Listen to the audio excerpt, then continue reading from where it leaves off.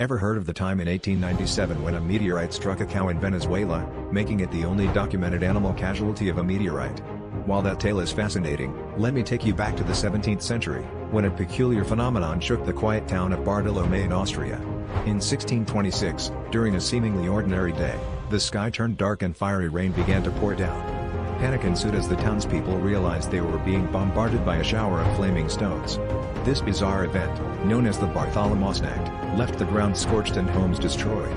Scientists later determined that the fiery rain was caused by a volcanic eruption thousands of miles away in Peru.